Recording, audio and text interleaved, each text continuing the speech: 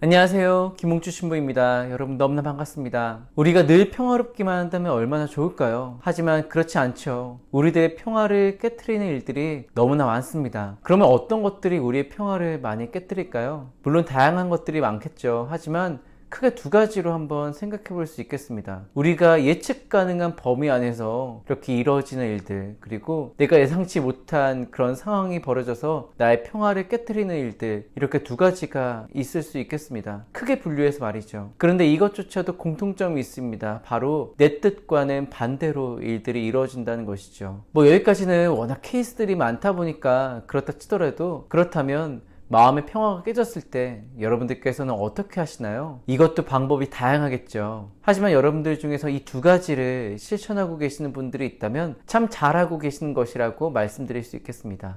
바로 기도와 성체조배입니다. 이 방법이 어렵다고 생각하시는 분들도 분명히 많으실 것입니다. 그런데 제가 이 두 가지 방법, 내 평화가 깨졌을 때 기도와 성체조배를 하는 방법을 추천해드리는 이유는 이 두 가지가 내 삶에서 익숙해졌을 때 우리에게 가장 큰 힘이 될 수 있을 것이기 때문입니다. 내 평화가 깨졌을 때 말이죠. 우선 기도는 내가 때와 장소에 구애받지 않고 할 수 있습니다. 예를 들어 화살 기도도 할 수 있고, 아니면 묵주 기도나 주모경도 우리가 바칠 수 있습니다. 순간 내 마음이 산란해졌을 때 말이죠. 성체조배도 그렇습니다. 참 감사하게도 제가 자랐던 저의 친정과 성당의 거리가 한 5분 정도밖에 안 됐습니다. 그래서 마음이 힘들고 또 외로움이 느껴지거나 아니면 또 산란하고 막 그럴 때면 정말 자연스럽게 걸어서 성당에 갔었습니다. 또 제가 성당에서 참 많은 시간을 예전부터 보냈던 이유 때문에 제 마음이 만약에 힘들면 자연스럽게 성전에 들어가서 앉곤 했습니다. 그리고 감시를 자연스럽게 바라보면 제 마음 안에 저도 모르게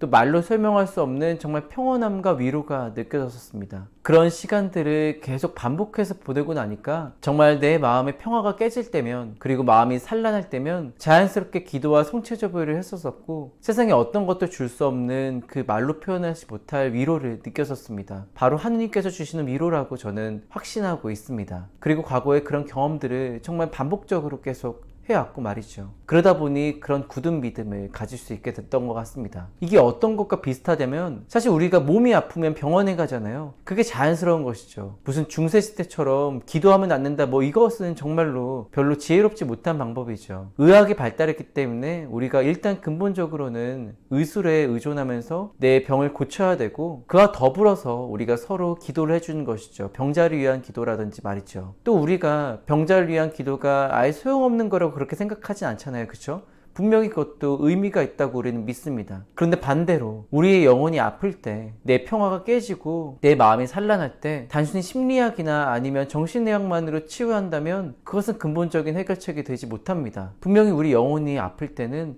하느님을 마주하고 하느님께 도우심을 청해야 합니다. 물론 심리학이나 정신의학이 도움이 될 수는 있지만 근본적인 치료책이 되지 않는다는 말이죠. 결국은 우리 그리스도인에게는 하느님의 은총이 필요합니다. 우리 인간의 힘만으로는 해결할 수 없는 그 영역이 있다는 것이죠. 결국 우리는 그리스도께서 주시는 평화를 누리며 살아갈 때 가장 행복할 수 있습니다. 그래서 그 평화에 어려움이 오면 혼자 고민하지 마시고, 아니면 세상이 주는 힘만으로만 해결하려 하지 마시고, 근본적인 방법, 하느님을 마주하시고 하느님께 도우심을 청하십시오.